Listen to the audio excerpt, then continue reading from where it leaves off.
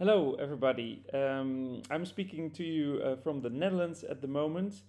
I will quickly say hello to you. Hi, I am Niels Brouwers, and I am a teacher biology at the International School of The Hague.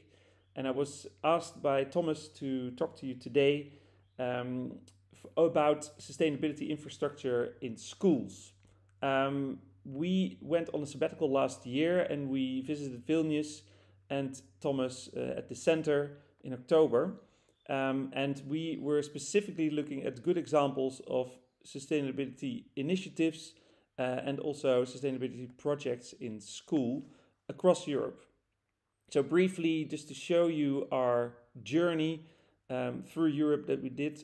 So we went through 16 countries and visited sustainability initiatives across Europe.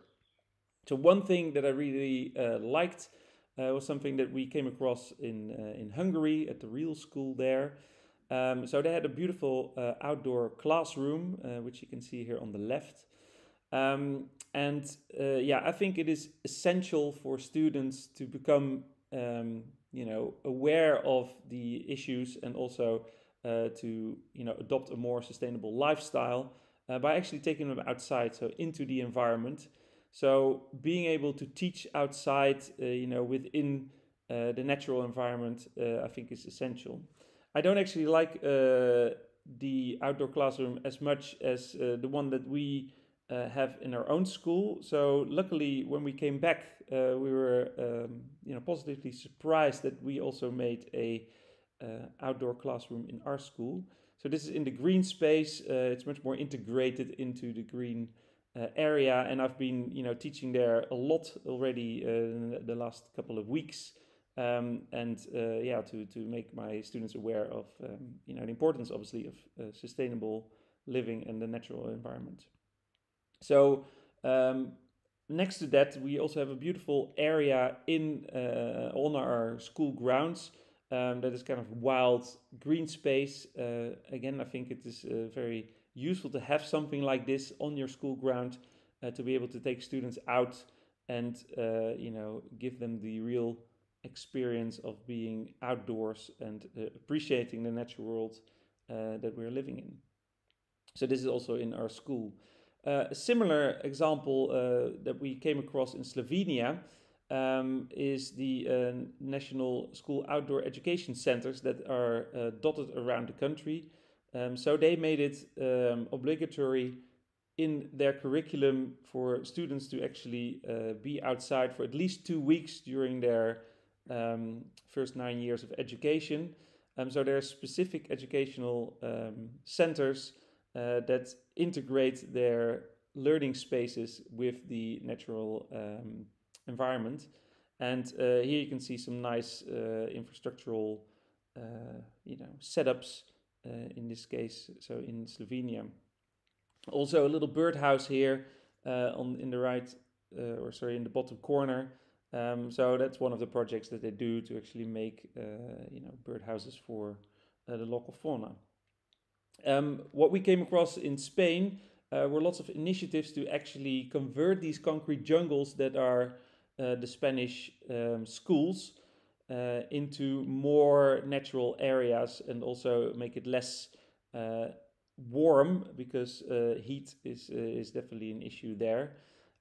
So most of the school grounds in Spain are actually like this. So as the example as you see here, and there's now a strong push of local teachers to actually convert at least 1/3 of these concrete jungles really into more natural areas with soil that actually is much cooler as well for the students to play around with.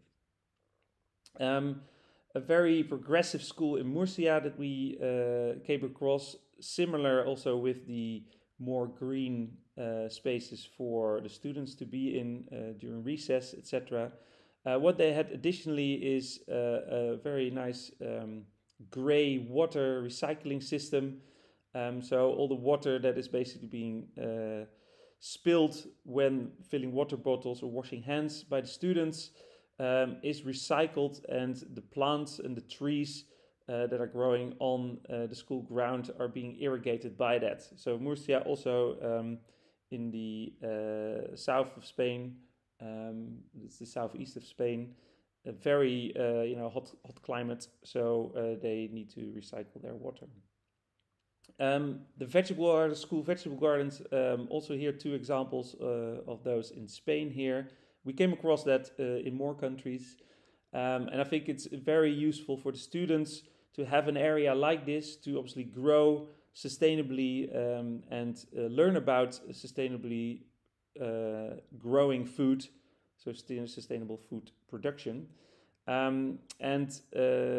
We have similar things also in our school, but at a smaller scale. So we've got a nice greenhouse where things can be grown, and here also some tomatoes that are growing here in this particular space.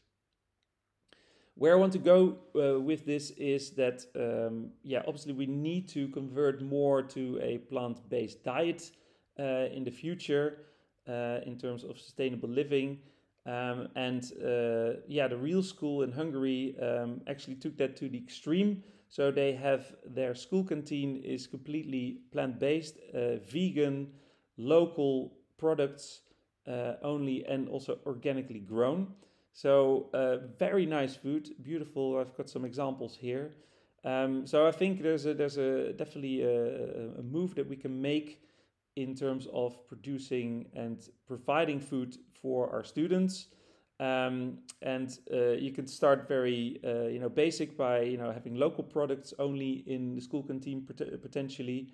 Also using some of the products that are being grown in the school garden. Biological, sustainably grown is another step you can take, and obviously you can take it to the extreme by at least providing some more vegetarian, vegan options, or going completely vegan and vegetarian. I can say, so I ate there at this canteen, and it was really, really good food, really nice, and very, very healthy as well. All right, so for teachers, obviously, to be and have a bit of a support network, we also visited lots of teacher networks across Europe. Teach for Climate is the group of teachers that stimulates sustainable initiatives basically in their schools. Unfortunately, our government, so in the Netherlands, is not as progressive as you are here in Lithuania. So our government does not directly support and stimulate sustainability projects within schools, but teachers are taking that up by themselves and have these networks. So Teachers for Future is a thing that generally is used, so the name for these particular groups in Europe. So you can also think about setting up a network like that, support network for teachers. So I really like to thank you for your time, and I wish you a beautiful and very nice day at this conference. So thank you very much.